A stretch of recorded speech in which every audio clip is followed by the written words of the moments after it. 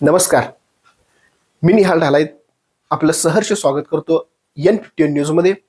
पाहूया आजच्या ठळक घडामोडी. नियुक्त सरपंच हा लोकसेवक असतो आणि लोकमान्य होऊन काम करू शकतो आणि लोकार्पणाचा सोहळा घेत असताना लोकप्रतिनिधींना बोलवताना माझ्यासारख्या तमाम मनाला आज अभिमान वाटेल असा सरपंच तुमच्या गावाला मिळाला. संतोष गोरेंचं मी मनापासून अभिनंदन करेन की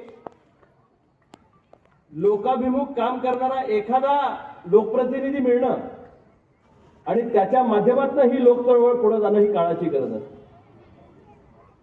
ग्रामपंचायतीचा सरपंच आणि देशाचा पंतप्रधान हे दोघं पॉवरफुल माणसं आहेत. सरपंच असू दे, मुख्यमंत्री असू दे किंवा गावचा सरपंच असू दे, या त्रिसूत्रीमध्ये राज्यात जे घडतंय, केंद्रात जे येतंय ते गावात जर राबवायचं झालं तर त्याला सरपंच नेटका लागतो आणि तो नेटका सरपंच तुमच्या गावाला मिळाला, चांगली बॉडी मिळाली आणि म्हणून ह्या सगळ्यांच्या सांघिक प्रयत्नातून अतिशय चांगले उपक्रम या ठिकाणी घेण्यात आले. मी आल्यानंतर अवाकच झालो. कोणती योजना राज्य शासनाकडे सुद्धा यायच्या आधी ग्रामपंचायत आपल्याकडे आणते. सोलरच्या असू दे, आज आपल्याकडे सीसीटीव्हीच्या बाबतीतलं त्या ठिकाणी असू दे, डिजिटलायझेशन सगळ्या देशभर त्या ठिकाणी सुरू आहे, त्याच्या बाबतीत या ठिकाणी काम केलेलं असू दे, सभागृह गावातल्या एका दानशूर व्यक्तीच्या माध्यमातून त्यांच्या वडिलांच्या स्मरणार्थ लोकसहभागातलं ग्रामपंचायतीच्या पुढाकारानं घेतलेलं या ठिकाणी हे सभागृह असू दे. मी नुसतं बिल्डिंग बघत नाही, त्यातनं तयार होणारं प्रोडक्ट बघतो. मगाशी त्या ताईचं नाव काय, छोटी होती ती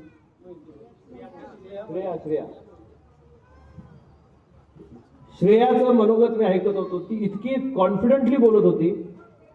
एखाद्या मुलीच्या मध्ये त्या वयात असणारा श्रेयाच्या मनातला आत्मविश्वास ज्या ताकदीनं त्या ठिकाणी बोलत होती, मला मनापासूनच समाधान वाटलं की ही बिल्डिंगच आणि नुसतेच टीव्ही आणि मॉनिटर चांगले नाहीत तर इथले शिक्षक चांगले आहेत, म्हणून खऱ्या अर्थानं त्यांच्या मुलांवर इतके सक्षम संस्कार त्या ठिकाणी होत आहेत. श्रेयामध्ये त्याची झलक मला त्या ठिकाणी बघायला मिळाली. लोकप्रतिनिधी होण्याआधी आपण सर्वजण लोक आहोत, ह्या देशाचे नागरिक आहोत आणि आपल्या नागरिकांच्या सर्वांगीण विकासाचं धोरण, एखादी पॉलिसी ज्यावेळी केंद्र सरकार तयार करत असतं ती पॉलिसी अंमलबजावणी करण्याची जबाबदारी ही राज्य शासन आणि इथं असणाऱ्या स्थानिक स्वराज्य संस्थांची असते.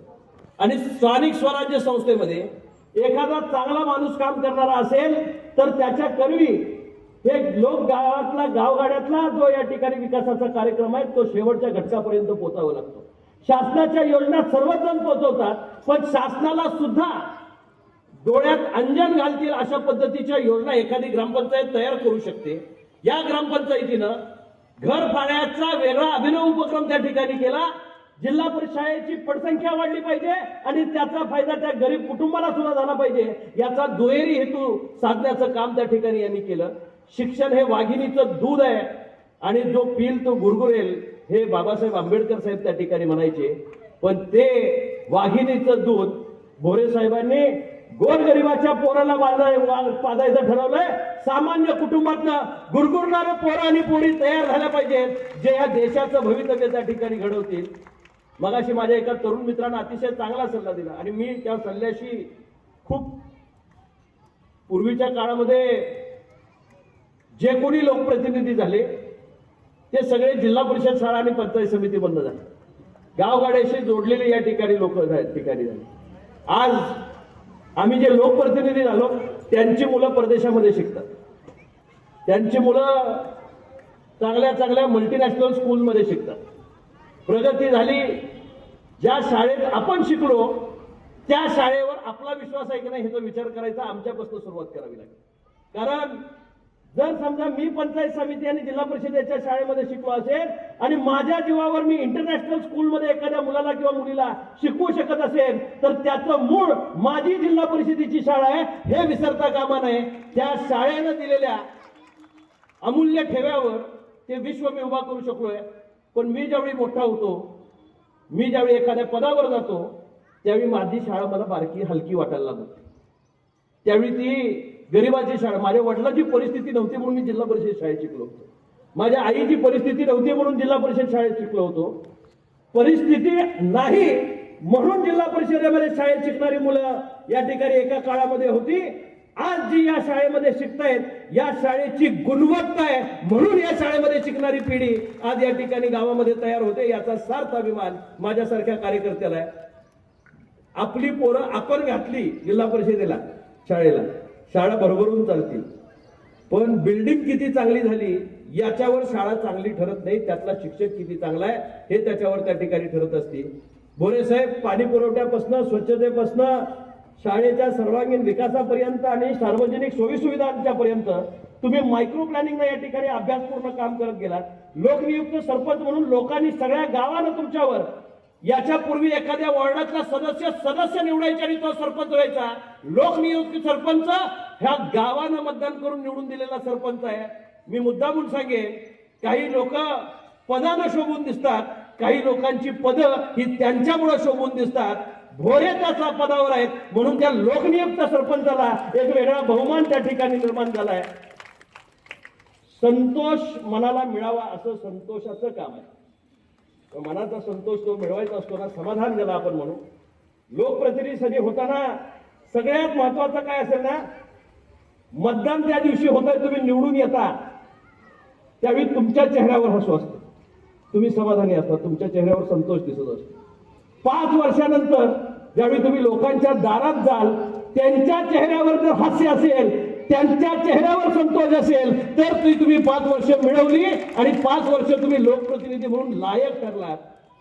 मतावर त्या ठिकाणी आज तुम्हाला संधी मिळू शकते, कर्तृत्वावर तुम्हाला ती सिद्धीच न्यावी लागते. आणि ती सिद्धीच नेत असताना आपल्याला सर्व बहुजन समाजाचे, सर्व लोकांचे बरोबर घेऊन या ठिकाणी हा जगन्नाथाचा रथ आपल्याला पुढे न्यायचा असतो. मी खासदार म्हणून त्या ठिकाणी काम करतोय, पण माझ्या विभागातला सरपंच माझ्यापेक्षा भारी काम करतोय असं माझं मत आहे, आणि त्याचं नाव संतोष भोरे. खासदार म्हणून मी पॉलिसी निर्माण करायचं काम करू शकतो, ती देशाच्या पातळीवरची पॉलिसी आहे. माझं कॉन्ट्रीब्युशन देशाची जडणघडण करत असताना कायदे तयार करणं हे खासदाराचं त्या ठिकाणी काम आहे. पण त्या कायद्याची शेवटच्या घटकापर्यंतची अंमलबजावणी ही ग्रामपंचायत स्तरावर होताना दिसत असताना माझ्यासारख्या कार्यकर्त्याला मनापासूनचं समाधान आहे. खासदार ज्यावेळी म्हणतो ना माझ्यापेक्षा चांगलं काम करतोय, ते सर्टिफिकेट तुम्हाला दिलेल्या आजच्या जे सर्टिफिकेट आहे शिक्षकांनी दिलेलं, शिक्षक ज्ञानदानाचं काम करतात, माणसं घडवण्याचं काम करतात, पण लोकप्रतिनिधीचं कौतुक क्वचितच कधीतरी शिक्षकाकडनं होतंय, कारण प्रतिनिधींच्याकडनं त्यांना फार चांगला अनुभव आलेला नसतो. संतोषच्या बाबतीत बाकी काहीतरी वेगळं दिसतंय. या गावातल्या शिक्षकांनी केलेला बहुमान, गुरुंनी केलेला बहुमान शाळेत करू दे का गुरुजी, शबास संतोष म्हणून. किती सर्टिफिकेट मिळाली आतापर्यंत शाळेत? 2-3 शाळेत आहेत त्यावेळेच्या काळात. ते शाळेला तुमचा नव्हतं, तुम्ही शाळेत असताना तुम्हाला काय पुरस्कार मिळाला? ज्या गड्याला शाळेत कधी पुरस्कार मिळाला नाही त्याला आज शिक्षकांनी मिळून सर्वात उत्तम सरपंच म्हणून त्या ठिकाणी त्याला पुरस्कार दिला. तुमच्यावर ज्या गुरुजींनी त्या काळात संस्कार केले होते ना, त्याची परतफेड यांनी केली. हे सायकल आहे आणि या चक्रामध्ये आज तुम्ही एका उंचीवर जाऊन पोहोचलात. मी भरभरून कौतुक एवढ्यासाठीच करतोय कारण मी अभ्यास केला त्यांच्या योजनांचा. लोकांच्या प्रती त्यांनी अतिशय बांधील राहणाऱ्या योजना त्या ठिकाणी केल्या आणि लोकांना अपेक्षित असतो की एक लोकप्रतिनिधी आपल्या वतीनं आपलं वकीलपत्र घेऊन त्या ठिकाणी काम करावा. तुमचं वकीलपत्र या सगळ्या मंडळींच्याकडे आहे, माझ्याकडे आहे आणि मी निश्चितपणे सांगेन देशामध्ये मी इमाने इतबारे त्या ठिकाणी काम करतोय, पण त्याबरोबर राज्य आणि ग्रामपंचायत, त्यामध्ये जिल्हा परिषद आणि पंचायत समिती हा कच्चा दुवा आजपर्यंत होता. आता त्याच्यामध्ये सुद्धा या ठिकाणी नवीन स्फुरण आपण त्या ठिकाणी निर्माण केलंय. जिल्हा परिषदेला आपण नवीन तरुणाईला त्या ठिकाणी साथ दिली. नव्याची आणि जुन्याची सांगड घालत या पंचकृषीचा विकास साधणं या ठिकाणी आपल्या सर्वांची नैतिक जबाबदारी आहे. घन कचऱ्याचा विषय असू दे, पाणी पुरवठ्याचा विषय असू दे, संतोषराव ज्यावेळी मला भेटतील त्यावेळी त्या ठिकाणी ते पाणी पुरवठ्याचा विषय सातत्यानं काढत राहतात. गावाची लोकसंख्या 65,000 वर त्या ठिकाणी जाऊन पोहोचले आणि पाण्याची तहान म्हणजे आज नावाला ग्रामपंचायत आहे, नाहीतर एखाद्या नगरपालिकेसारखं काम खऱ्या अर्थानं ग्रामपंचायतीवर लोड त्याचा त्या ठिकाणी आहे. मी खासदार म्हणून आपल्याला सांगू इच्छितो, पाणी पुरवठ्याचा प्रश्न निकालात आम्ही त्या ठिकाणी काढू. कोणत्याही पद्धतीची अडचण त्या 22 कोटीच्या प्रस्तावाला त्या ठिकाणी येणार नाही. मी आणि आमदार साहेब दोघंही याच्यामध्ये आम्ही प्रामुख्याने लक्ष घालू आणि या गावाला पाणी पुरवठ्याच्या दृष्टिकोनातून स्वयंपूर्ण करण्याचं काम आपण त्या ठिकाणी करू. त्याचबरोबर घनकचऱ्याचा विषय, शहरीकरण वाढतंय, शहरातल्या असणाऱ्या गरजा वाढतात, त्या पद्धतीने ग्रामीणचाही अडचणीचा प्रश्न होतो. जमिनीची अडचण गावामध्ये त्या ठिकाणी आहे, त्याला आपण या ठिकाणी 4-5 गावांचं जर क्लस्टर केलं तर त्याच्यामधनं आपल्याला त्याच्यामध्ये या ठिकाणी कचऱ्यातून सोनं जे त्यांच्या डोक्यात आहे तीच सकलपणा आपल्याला खऱ्या अर्थानं प्रत्यक्षात उतरवायला त्याचा फायदा होईल. आणि ती जर जोड दिली तर रेव्हेन्यू जनरेशन ग्रामपंचायतीला त्यामधनं त्या ठिकाणी होईल. मी आजच्या दिवशी संतोषरावांना आणखी एक जबाबदारी देणार आहे. तुम्ही जे मागच्या 3 वर्षामध्ये 4 वर्षामध्ये त्या ठिकाणी केलंय, राजकारणामध्ये काय केले त्याला मला काय देणं घेणं नाही, पण जे तुम्ही गावगाड्याला पुढे नेण्यासाठी ज्याच्यासाठी केलंय त्याचं एक पुस्तिका लिहायला चालू करा, त्याचं एक छोटंसं पॅम्पलेट त्या ठिकाणी तयार करायला चालू करा. ज्या पद्धतीनं चांगला शिक्षण करायचं असेल तर त्याच्यासाठी मास्टर ट्रेनरची गरज असते.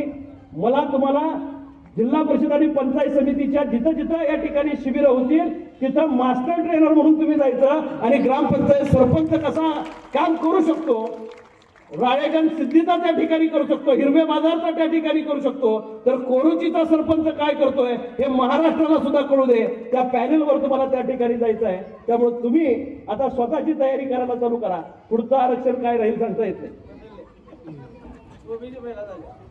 पण जोपर्यंत शाळा राहील, जोपर्यंत विद्यार्थी आहेत, जोपर्यंत शिक्षक आहेत, जोपर्यंत ग्रामपंचायतीत आहे, तोपर्यंत संतोष बोरेंची 5 वर्ष हीच आतापर्यंतच्या कोरूच्या इतिहासातली गावाला पुढे घेऊन जाणारी 5 वर्ष लोकनियुक्त सरपंचाची होती. हा इतिहास तुम्ही करून ठेवलात.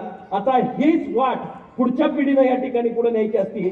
तुमच्या पुढे येणारा जो असेल किंवा येणारी जी असेल माझी भगिनी, त्यांनी याच्यापेक्षाही चांगलं काम करावं जेणेकरून गावाला आणखी विकासाच्या वाटा येण्यामध्ये सुलभता व्हावी. मी सकाळी मला 11ला सांगितलं होतं, मी यायला तयार झालो होतो. फोन करायचो त्यावेळी मला सांगितलं होतं अजून तयारी व्हायची आहे, जरा वेळाने या, अजून तयारी व्हायची. लोकांना वाटायचं खासदार वेळानं आला, कारण शिव्या ज्या पडायच्या जे मला येऊ नको म्हणत होते त्यांना पडू देत. मी यायला तयार होतो पण त्यांनी सांगितलं जरा थांबा. निश्चितच आज एका चांगल्या कार्यक्रमासाठी आणि मन भारावून जाणाऱ्या कार्यक्रमासाठी आपण या ठिकाणी उपस्थित राहिलात. या चिमुकल्यांचं भविष्य घडवण्यासाठी म्हणून आपण या ठिकाणी आलात. गावातील ग्रामस्थ असतील, विविध क्षेत्रातले मान्यवर असतील, या सगळ्यांनी आपल्या ह्या कार्यक्रमाला वेळ दिला त्याबद्दल मी मनापासून आभार व्यक्त करतो. कोरोची गावाच्या विकासाला खासदार म्हणून चालना देण्याचं काम मी प्रामाणिक एक कार्यकर्ता म्हणून त्या ठिकाणी करेन. आणि मला खात्री आहे